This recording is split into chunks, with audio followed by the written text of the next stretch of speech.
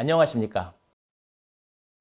글로벌 시대의 적정기술 강의를 진행하게 된 하나고등학교 교사 정영식입니다. 왜 적정기술일까요? 여러분들이 해외에서 교육봉사 활동을 하게 된다면 다양한 형태로 다른 사람들을 돕게 될 것이며 때로는 그들로부터 도움을 받게 될 상황도 발생하게 될 것입니다. 이러한 과정에서 적정기술에 대하여 이해하는 것은 여러분들에게 큰 도움이 될 수 있기 때문입니다.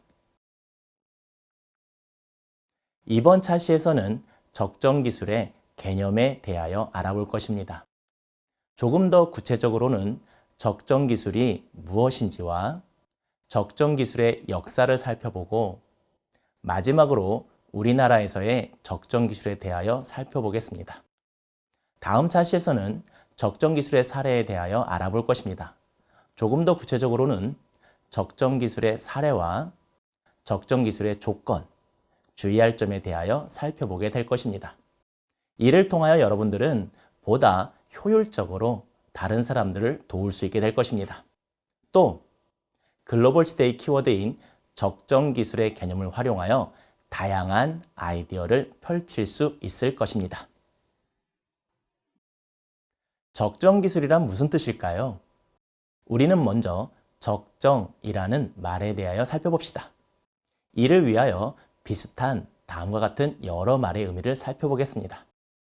먼저 적정하다, 즉 알맞고 바르다는 의미가 있습니다. 또한 적당하다란 말이 있습니다. 알맞게 적합하다는 의미입니다. 또 적절하다라는 말이 있습니다. 꼭 알맞다는 의미입니다. 또한 적합하다라는 말이 있습니다. 일이나 조건 따위에 꼭 알맞다는 의미입니다. 적정이란 말은 알맞고 바르다는 의미입니다. 이로부터 적정기술이란 말은 말 그대로 알맞고 바른 기술이라고 할 수 있습니다. 적정기술은 appropriate technology라고 하며 적절한 기술 혹은 적절하고 바른 기술이라고 할 수 있습니다. 그럼 적정기술의 다양한 정의에 대하여 알아보도록 하겠습니다. 사실 적정기술은 다양한 형태로 정의되고 있습니다. 이러한 다양한 정의를 살펴보고 적정기술의 의미를 정립해 보도록 하겠습니다. 먼저 2019년 위키피디아에서는 적정기술을 다음과 같이 정의하고 있습니다. 적정기술은 한 공동체의 문화, 정치, 환경적인 면들을 고려하여 만들어진 기술을 말한다.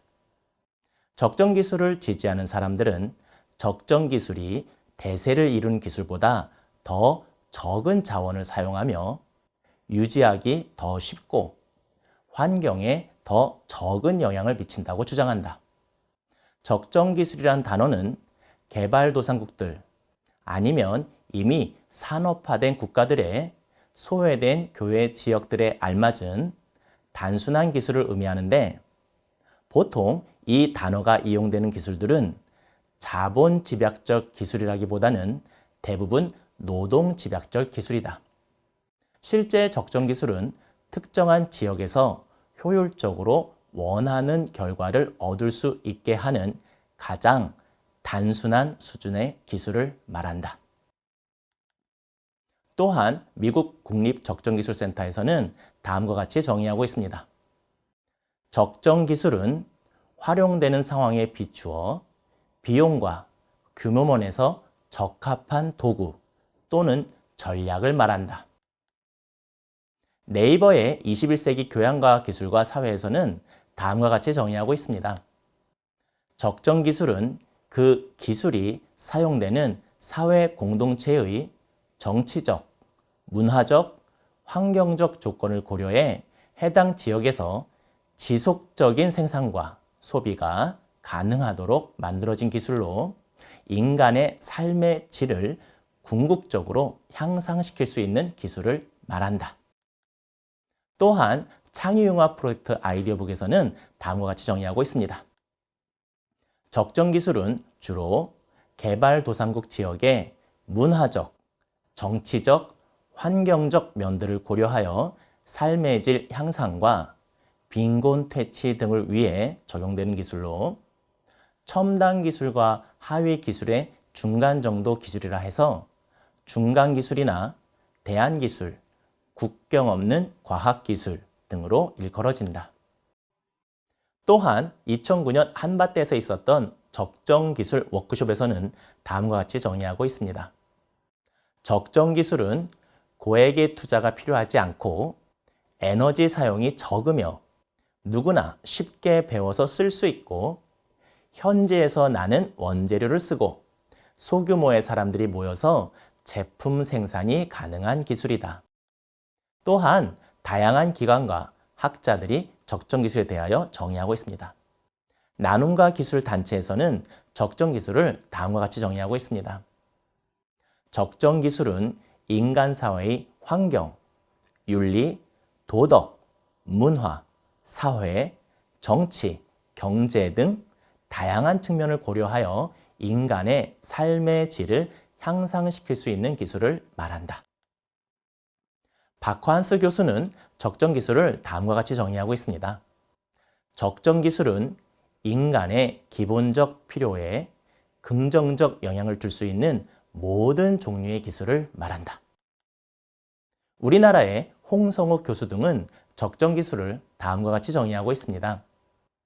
적정기술은 해당 기술을 사용할 때 개인의 자유가 확대되고 환경이나 타인에게 가하는 피해를 최소화하는 기술로서 적정기술의 가장 정확한 기준은 인간이며 적정기술은 기술의 진보가 아닌 인간의 진보를 우선시하는 사고체계 또는 철학으로 이해되어야 한다.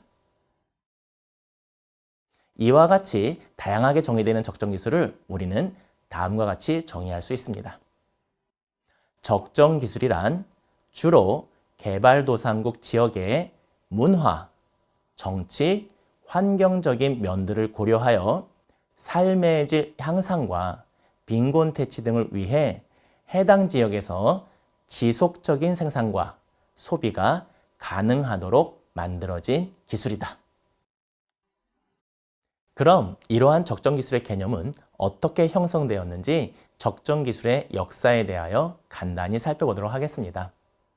적정기술은 1973년 영국의 경제학자 에너스트 슈마우가 쓴 작은 것이 아름답다, Small is Beautiful에서 중간기술, Intermediate Technology라는 개념으로 처음 소개되었습니다.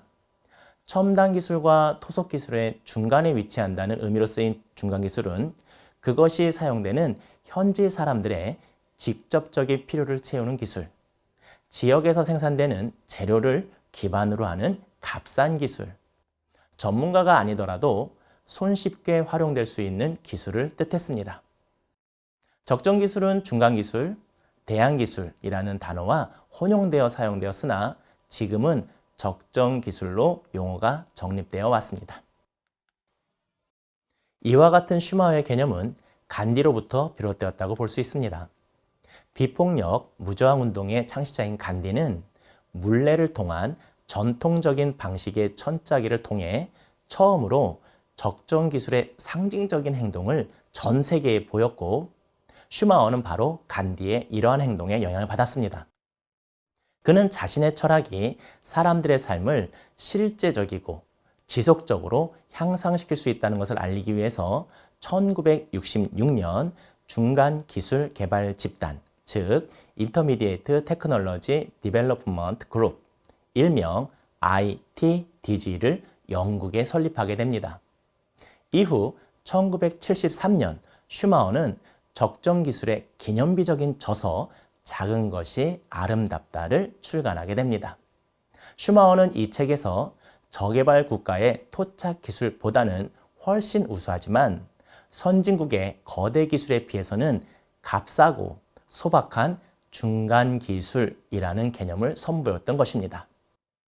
슈마어의 중간기술이라는 개념이 나오는 과정을 잘 이해하기 위해서는 그 당시의 역사적인 상황을 알 필요가 있습니다. 제2차 세계대전 이후에 미국에서는 해리 트루먼 대통령이 포인트 4라는 프로그램을 발표하는데 1949년 6월 24일에 발표된 연설에서 트루먼은 미국이 저개발 국가에 두 가지 기술 지원을 할 것을 제안합니다. 하나는 경제 개발을 위한 기술적, 과학적, 경영학적 지시를 전수하는 것이고 다른 하나는 생산 기업을 설립하기 위해 생산 기구와 재정을 보조하는 것이었습니다. 이러한 원조 계획에는 커다란 문제점이 있었는데 그것은 모든 국가가 똑같은 형태의 산업화 과정을 따라야 한다는 전제였습니다. 사실 문화적 환경을 고려하지 않는 선진국의 이러한 지원은 여러 가지 갈등을 가져오게 되었습니다. 1969년에는 존 토드가 매사추세츠의 신연금술 연구소, 즉 뉴 알케미 인스티튜트를 설립하였으며 캘리포니아에서는 페럴른 연구소가 설립되었습니다. 이들에 의하면 적정 기술은 첫 번째, 모든 사람들이 사용할 수 있도록 저렴할 것. 두 번째, 쉽게 사용할 수 있고 수리할 수 있도록 단순할 것. 세 번째, 소규모 운영에 적합할 것. 네 번째, 인간의 창의성에 부합할 것. 다섯 번째, 환경 보존에 대한 경각심을 깨울 것 등의 조건을 갖춰야 한다고 지적하였습니다. 슈마어가 중간기술 아이디어를 처음 구상했을 때 중간기술은 값싸게 에너지를 구입할 수 있었던 서구의 대규모 노동 축소 기술과 달리 빈곤국의 자원과 필요에 적합하게 소규모이며 간단하고 돈이 적게 드는 기술을 의미했습니다. 그러나 얼마 지나지 않아 부국에서도 그 상황에 적합한 새로운 형태의 기술이 필요하다는 것이 증명되기 시작했습니다. 바로 석유 부족, 환경 파괴, 비인간적인 노동에 대한 저항, 실업과 같은 위기 상황 속에서 전 세계는 중간 기술의 필요성을 절감하게 된 것입니다. 인간이 중심이 되는 경제적인 기술이 중요시된 것입니다. 1973년에서 1974년에 있었던 석유 파동으로 인해 미국인들은 값싸고 풍족하다고 여겼던 석유가 한순간에 고갈될 수 있다는 사실을 깨닫게 됩니다. 이에 지미 카터 대통령은 몇 가지 에너지 보존 방안 대책을 강구하게 되었고 1976년에 몬태나주의 국립적정기술센터, 즉 National Center for Appropriate Technology, 일명 NCAT가 설립됩니다. 국립적정기술센터의 목표는 저소득 가정의 가장 큰 걱정이 에너지였으므로 초기에는 에너지 관련 기술 개발에 중점을 두었습니다. 같은 해에는 캘리포니아의 브라운 주지사는 저소득층 가정과 소수민족의 삶의 질을 향상시키기 위해 주정부 내에 적정기술국, 즉 The Office of Appropriate Technology를 설립하게 됩니다. 하지만 적정기술에 대한 미국의 이러한 노력은 오래 지속되지 못했습니다. 카터 정부가 들어서며 재정 보조하에 이루어진 적정기술의 부흥은 1980년 신자유주의를 표방하는 레이건 정부가 들어서자마자 쇠락하고 맙니다. 시장 중심주의와 함께 강한 미국을 표방하는 미국의 재융성화 흐름에서 적정기술은 강한 미국과는 어울리지 않는 개념으로 인식되어 쇠퇴하게 됩니다. 하지만 정부 차원의 적정기술은 국가 차원의 동력을 잃었다고 해서 적정기술 운동 자체가 사라진 것은 아닙니다. 이후 적정기술은 NGO, 즉 비정부 기구에 의해서 명맥을 유지하게 됩니다. 예를 들면 콜로라도의 정신과 의사 폴 폴락은 1981년 국제개발회사, 즉 International Development Enterprise, 일명 IDE를 설립하고 또한 1982년에 소말리아의 난민촌을 방문하면서 공식적인 업무를 시작하였습니다. 이후 디자인 혁명을 뜻하는 비영리 기구 디레브를 통해 하루 $2 이하로 살아가는 주민들의 복원과 소득 증진에 힘쓰게 됩니다. 한편 1991년에는 기계공이었던 닉 문과 스탠포드 대학교 기계공학 박사 출신의 마틴 피셔가 케냐에 있는 어프로텍을 설립했는데 현재는 킥스타트로 명칭을 바꾸어 활동하고 있습니다. 이 킥스타트는 수백만의 사람들을 빠른 시일 내에 가난에서 벗어나게끔 비용과 효율성을 따져 지속 가능한 사업을 통해 세상이 가난과 싸우는 방법을 모색하고 있습니다. 아프리카 보츠니와에서는 2년간 평화봉사단에서 활동하고 미국으로 돌아온 에이미 스미스가 있었습니다. 이분은 2003년에 매사추세츠 공과대학교, 즉 MIT의 기계공학과의 D-Lab 과목을 설계했습니다. 이 과목은 방학 중에 개발도상국을 방문하여 현지의 문제점을 파악한 후 학기 중에 이러한 문제점을 공학적으로 해결하기 위한 공학 설계를 실시하는 과정입니다. 지금까지 나온 주요 설계 제품으로는 사탕수수 숯, 태양광 살균 장치, 드럼통 세탁기 등이 있으며 현재에도 매우 인기 있는 과정입니다. 이와 같이 적정기술은 국제개발, NGO 등과 같은 기관들과 학계에서 그 명맥을 유지해왔고 지금도 국제개발 분야에 중요한 개념을 제공하고 있습니다. 예를 들면 유엔을 중심으로 한 국제사회가 추진하고 있는 유엔 새 천년 개발 목표를 달성하는 데 있어서 가장 큰 도전은 빈곤계층의 자립을 위해 역량 개발을 지원하는 것입니다. 이를 위해서 가난한 사람들이 구매할 수 있을 만큼 저렴하고 사용 방법이 쉬워야 하며 그들의 삶이 개선될 수 있는 구체적인 도구가 필요합니다. 적정기술이 바로 그러한 도구가 될 수 있습니다. 적정기술과 국제개발협력의 만남은 앞으로의 적정기술 역사에서 가장 빈번히 언급될 주제 중 하나가 될 것입니다.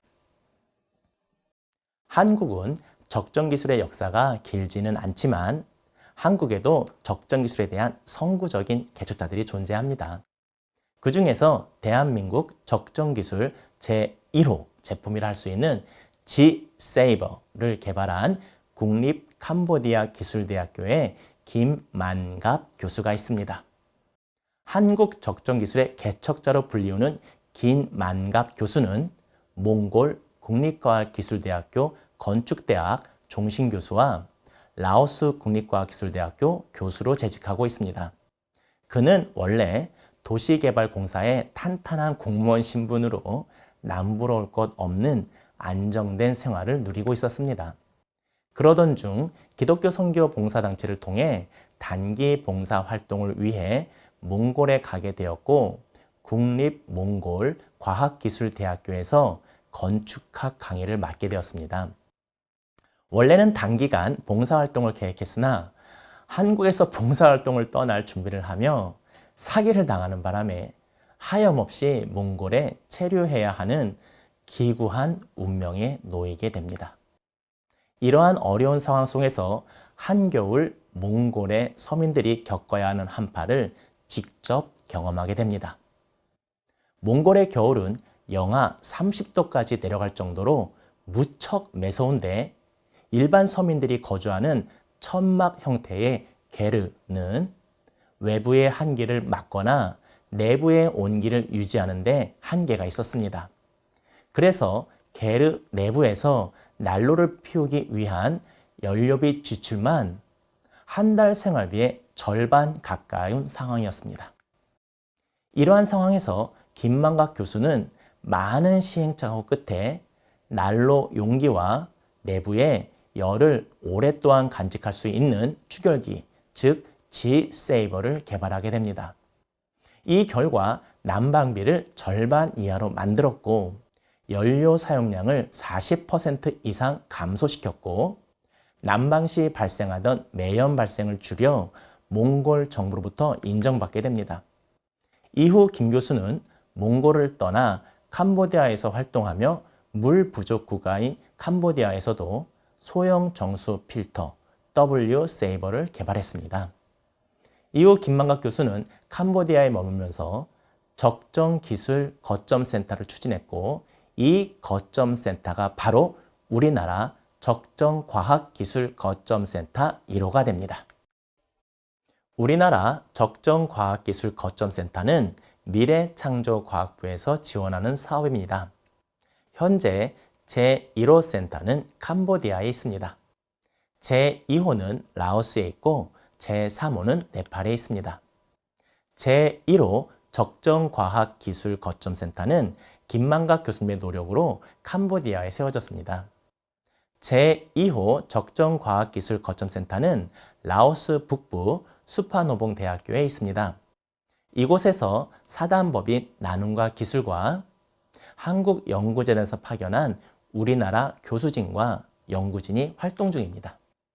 라오스에서는 수확한 농산물을 주변 국가에 싼 값에 팔고 가공된 제품들을 비싼 가격을 주고 수입하고 있습니다.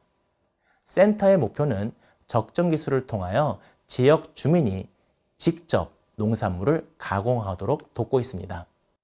제3호 적정과학기술 거점센터는 네팔에 있습니다. 이 센터는 2015년부터 2019년까지 네팔 포카라 대학교를 거점으로 운영되고 있습니다. 센터는 현지 실정에 적합한 태양광, 소수력 에너지 분야와 히말라야 특산물 가공 분야의 적정 기술을 개발하고 지역 주민의 창업을 지원할 계획입니다.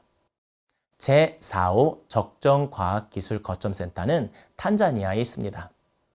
이 센터는 2017년부터 2020년까지 넬슨 만델라 아프리카 과학기술원에 설치되어 운영되고 있습니다. 센터는 신재생 에너지, 보건, 농업 분야의 연구개발, 사업화, 시범 적용, 교육 등을 지원할 계획입니다. 제5호 적정과학기술 거점센터는 베트남에 있습니다. 이 센터는 2018년부터 2021년까지 베트남 국립토목대학교 환경연구소에 설치되어 운영되고 있습니다. 센터는 베트남의 빗물 식수화, 신개념 화장실 관련 기술 개발 및 이를 현지화하는 데 지원할 계획입니다. 추가로 우리나라 적정기술 단체 중 대표적 단체로는 국내의 적정기술 플랫폼을 구축한 단체인 적정기술 미래포럼이 있습니다. 적정기술 미래포럼은 현재 한밭대학교 화학생명공학과 교수이신 홍성욱 교수님께서 대표를 맡고 계신 비영리단체로 첨단 기술 위주의 상위 10% 기술보다 새로운 생산성을 만들어내는 소외된 90%를 위한 기술에 집중하는 것을 목표로 하고 있습니다. 지금까지 적정기술이란 무엇인지와 그 역사에 대해서 공부했습니다. 우리나라의 적정기술 역사도 빼놓을 수 없는 자랑거리입니다. 적정기술은 적절한 기술, 적정한 기술입니다. 이러한 적정한 기술은 글로벌 시대에서 서로 협력하는 데에 매우 중요한 가치관을 심어주게 됩니다. 따라서 다양한 국가나 사회를 방문하거나 해외 봉사활동 등의 목적을 위해서 여러 국가와 사회에서 일정 기간 머무를 경우에는 서로에 대한 배려와 문화에 대하여 이해하고 있어야 하며 서로에게 도움이 되는 것은 무엇이 있을까에 대한 고민이 서로에 대한 존중이라고 생각합니다. 바로 이 수업의 목적이 거기에 있습니다. 그러면 다음 차시에는 적정기술의 사례와 적정기술의 조건, 적정기술의 주의할 점, 그리고 한계에 대하여 알아보기로 하겠습니다. 오늘 강의는 여기까지입니다. 감사합니다.